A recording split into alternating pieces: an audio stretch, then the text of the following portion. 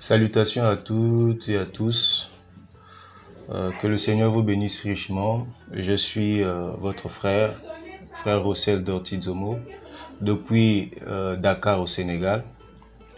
Je rends grâce au Seigneur pour la grâce qu'il m'a accordée pour cette convention organisée par le juge apostolique portant sur le thème la matière de l'épouse.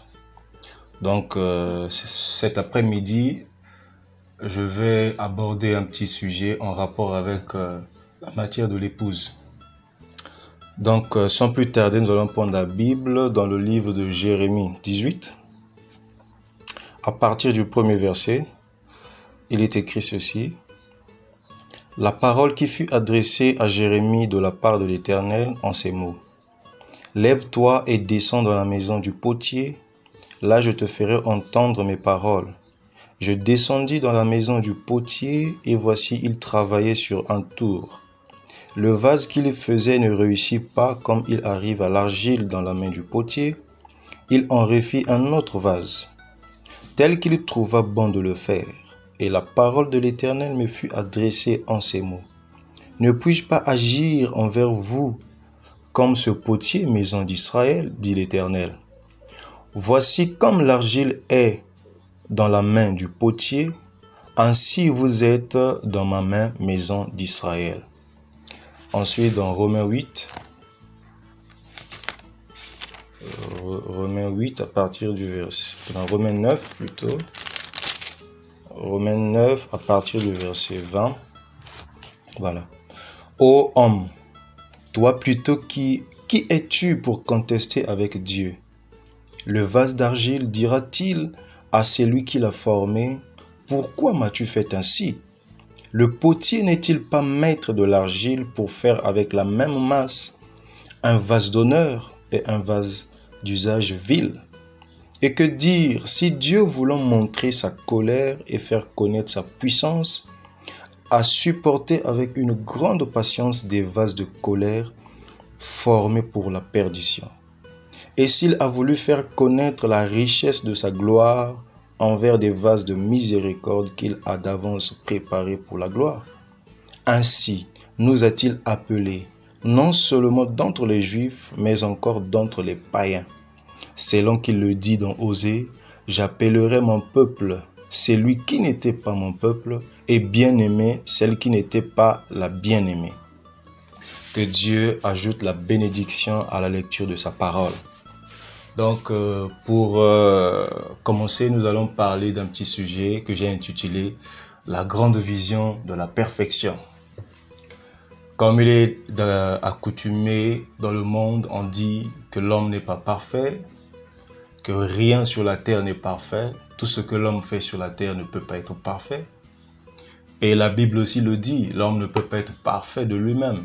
Donc, seul Dieu est parfait, l'homme ne peut pas être parfait. Donc, nous allons essayer de parler un peu de cette vision de la perfection, la vision que Dieu a pour l'homme. Pas ce que le monde a de l'homme, mais ce que Dieu a pour l'homme. Lorsque Dieu regarde l'homme, avec quelle vision Dieu regarde l'homme? C'est pourquoi nous allons retourner un peu dans la Genèse, dans la création. Lorsque Dieu créa, il créa toutes choses jusqu'au 6e jour. Il créa l'espèce la plus évoluée, c'était l'homme. Et l'homme était la perfection de la création de Dieu. Lorsque Dieu avait créé toutes choses, la chose la plus parfaite ou la créature la plus parfaite que Dieu créa à ce moment-là, c'était l'homme. Et c'est pourquoi il prit cet homme dans Genèse 1, le verset 26, il le plaça dans un corps qu'il forma, qu'on appelait Adam. L'homme vivait sur la terre, Dieu fit de lui l'homme de la terre, Dieu fait de cet homme-là Dieu sur la terre, Dieu fait de lui gouverneur de la terre, Dieu lui donna la domination sur toutes choses, tout ce qui existait sur la terre. L'homme était le maître, il était le Dieu de la terre et Dieu était le Dieu du ciel. Ce qui fait que cet homme et Dieu étaient en communion parfaite parce que l'homme était dans la volonté parfaite de Dieu. L'homme marchait selon les principes de Dieu jusqu'au jour où l'homme a péché. Et lorsque l'homme a péché, l'homme est sorti de cette volonté de Dieu. L'homme est sorti de la perfection de Dieu. L'homme est rentré dans une nouvelle vie. Donc la vie de l'homme avant le péché, l'homme était parfait, l'homme était la perfection de Dieu. Et après le péché, l'homme était déchu, l'homme était devenu que l'ombre de lui-même. L'homme n'avait plus de repères. Et la première des choses que l'homme fit après qu'il ait péché, il est allé se couvrir avec des feuilles de figuier, démontrant que l'homme n'était plus orienté vers la perfection, mais l'homme s'était détourné de la perfection. Et les feuilles de figuier, c'est un système fait des mains d'hommes. Donc l'homme a créé une religion pour se couvrir, parce que là, il n'était plus dans la perfection. Il a essayé de créer sa propre perfection à lui-même en se couvrant des feuilles de figuier, qui est le type d'une religion. C'est pourquoi aujourd'hui, tout le monde se cache derrière la religion. Les gens se cachent derrière les églises en croyant que c'est la religion qui peut nous rendre parfaits, en croyant que c'est l'église qui ferait de nous des êtres parfaits. Ils ont oublié la vision première de l'Éden. C'était que l'homme et Dieu étaient un. Il y avait une relation étroite entre Dieu et l'homme. Donc l'homme était devenu l'ombre de lui-même. Il a commencé à errer ça et là. Donc depuis la chute d'Adam jusqu'à arriver à la loi de Moïse, l'homme n'était que l'ombre de lui-même. Tous ceux qui sont venus après Adam sont nés dans le péché. Ils sont nés dans des coutumes, dans des traditions. Donc il n'y avait rien de parfait dans tout ce qu'ils faisaient. Jusqu'à ce que la loi est venue. La loi est simplement venue rappeler à l'homme que depuis la chute, tout ce que tu fais, tu n'es que pécheur.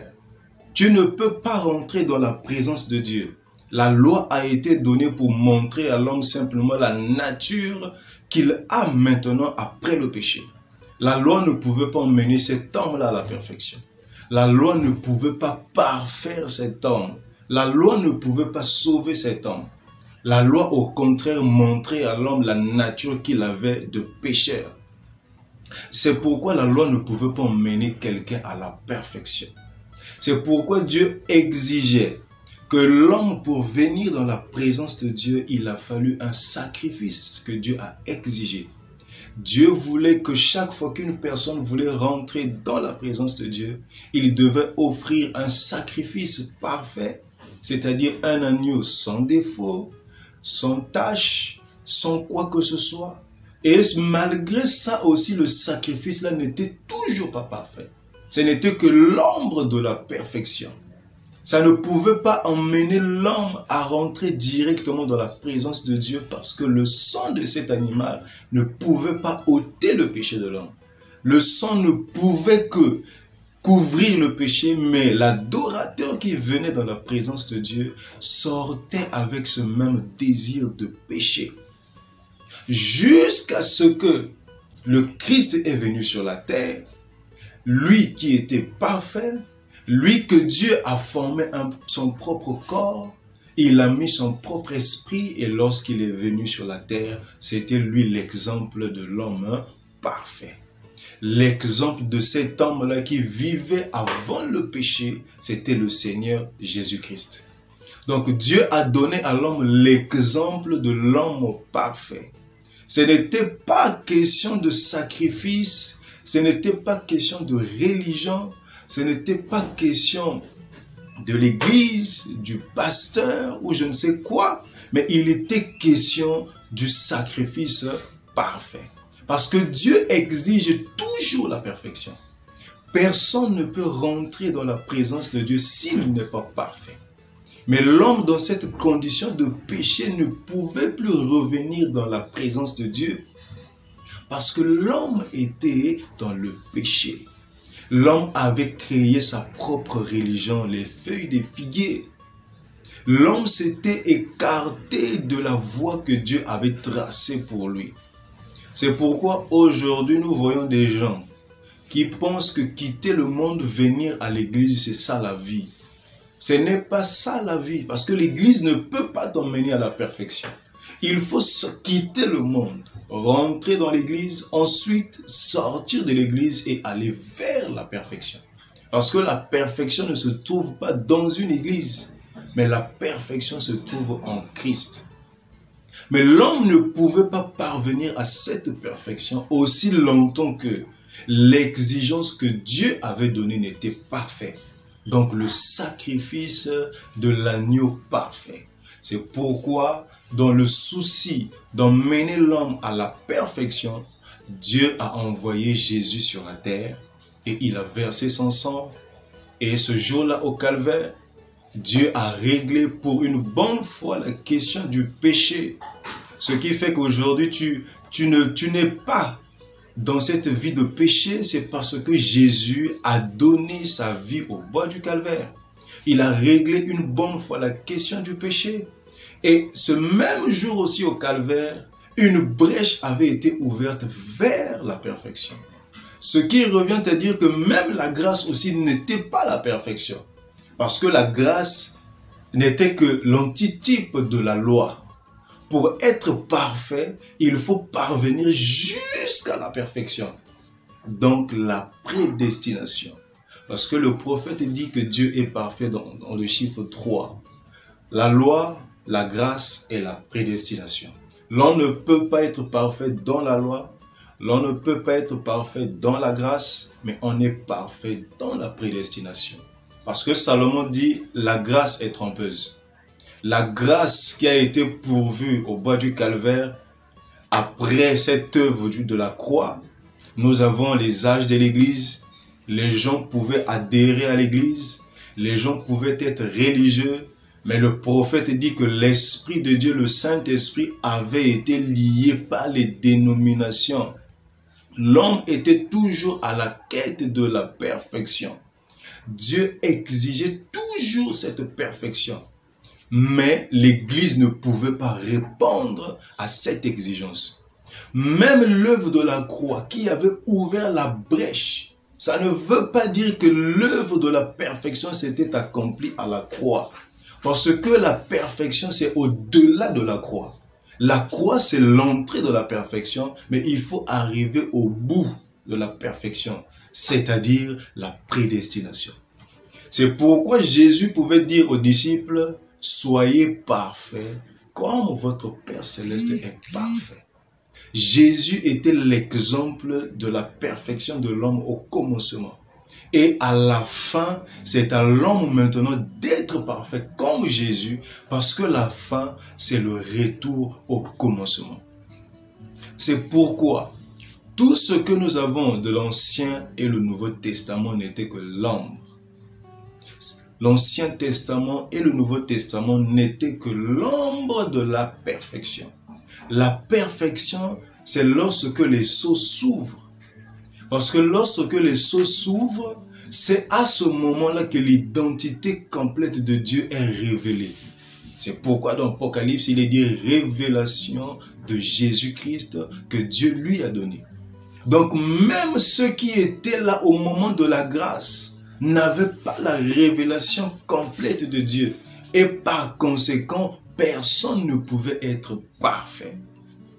C'est pourquoi même Paul pouvait le dire, nous prophétisons en partie, nous connaissons en partie, mais quand le parfait viendra, ce qui est partiel va disparaître.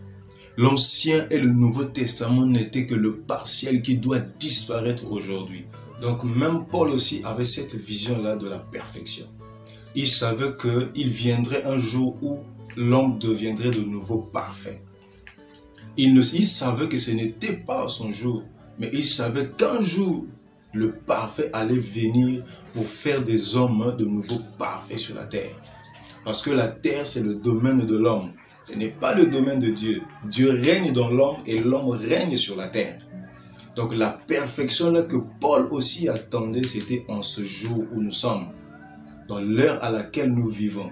C'est pourquoi Dieu a envoyé un prophète parfait avec un message parfait pour préparer une épouse parfaite, sans tache ni ride. Donc c'est Christ lui-même à travers les hommes qui emmène la perfection dans l'homme. Dans Jérémie, là où nous venons de lire, là où nous avons lu, c'est Dieu qui parlait à Israël. Dieu leur rappelait cette relation que Dieu avait avec l'homme au commencement. La relation que l'homme avait avec Dieu au commencement. Ce n'était pas une relation charnelle, mais c'était une relation spirituelle. Et cette relation, aujourd'hui, nous, étant devenus chrétiens, nous devons connaître cette relation, maîtriser cette relation afin de marcher sur la voie que Dieu a tracée pour nous. Et ce que Dieu leur dit, c'était une image claire et simple à comprendre. Dieu dit à Jérémie, descends dans la maison du potier. Va voir comment le potier travaille sur l'argile. C'est pourquoi la vie d'un fils de Dieu, ce n'est pas un pasteur qui travaille pour emmener l'âme de la vie d'un fils de Dieu au ciel. Mais c'est Christ lui-même le grand potier. C'est Christ. Ce n'est pas une religion. Nous n'avons rien à voir avec la religion. Rien à voir avec les églises. Mais l'homme, ce qui emmène l'homme à la perfection, c'est la parole. Il va dire, va, descends là-bas, va voir comment le potier travaille sur l'argile.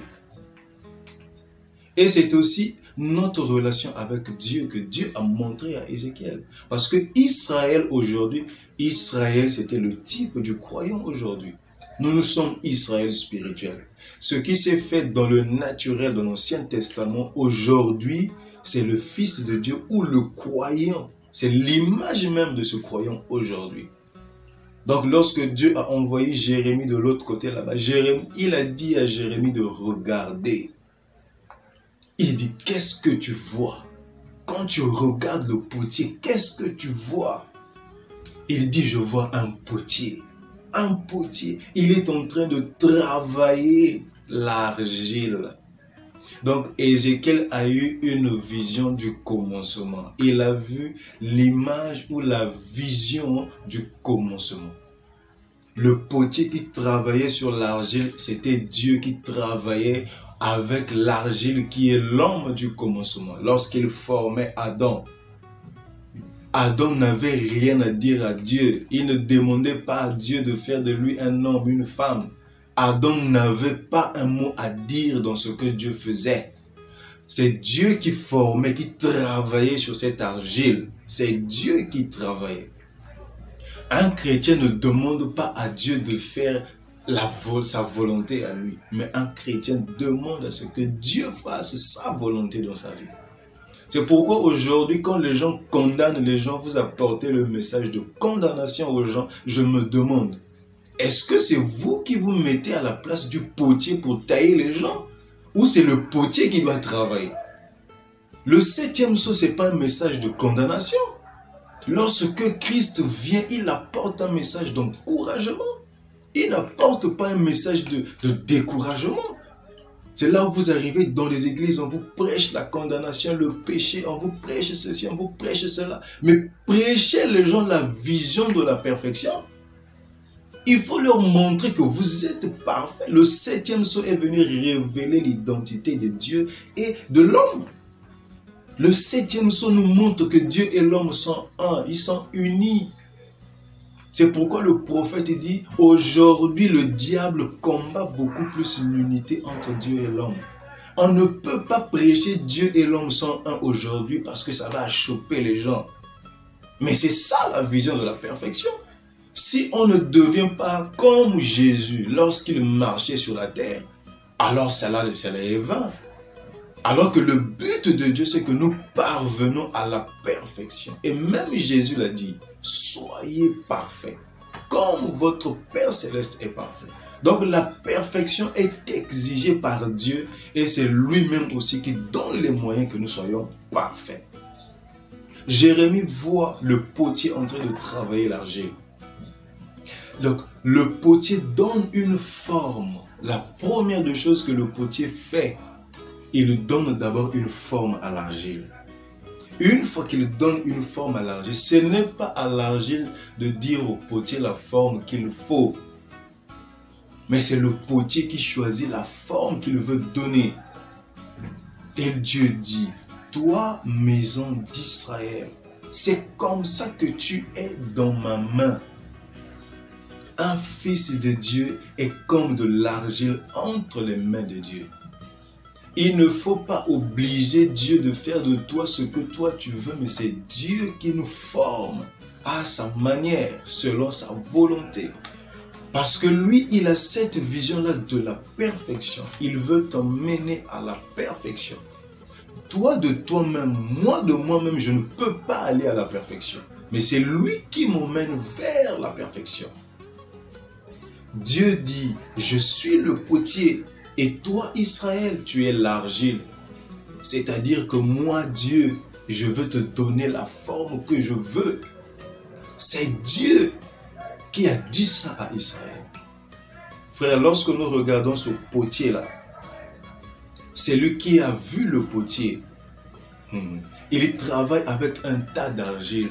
C'est pourquoi nous ne croyons pas aujourd'hui que seul Jésus est parfait. Nous ne croyons pas aussi que seul Branham est parfait. Nous aussi, nous sommes parfaits parce que lorsque Dieu travaillait, le potier travaillait sur l'argile, il n'y avait pas qu'un seul argile. Il a fait le premier vase qui n'a pas réussi, Adam qui était mort. Le second argile qu'il a fait, c'était Christ. Et c'est par Christ qu'il forme d'autres vases que nous sommes, toi et moi. Donc nous sommes cette perfection-là de Dieu. Il travaille sur un tas d'argile. Il conçoit ce qu'il va faire, un tas d'argile. Il conçoit premièrement la forme. Dieu commence à tailler. Donc lorsque nous venons à Christ, Dieu commence à nous tailler. Petit à petit, il nous taille, il enlève la saleté, il enlève ceci, il enlève cela. Ça ne se fait pas par des coutumes, des traditions. C'est la parole qui nous taille petit à petit. Dieu, lorsqu'il nous taille, il commence par la justification, il passe par la sanctification, ensuite il donne le baptême du Saint-Esprit, mais il ne s'arrête pas au baptême du Saint-Esprit, parce que le baptême du Saint-Esprit ne t'emmènera pas à la perfection, mais c'est la voie vers la perfection. Il faut atteindre la stature de l'homme parfait. Donc Dieu, lorsque l'on passe par les 3 étapes de la grâce, il faut aller vers la perfection qui est l'adoption. C'est pourquoi le potier travaille sur l'argile comme il le veut. Ce n'est pas à nous de demander à Dieu de nous tailler d'une certaine manière.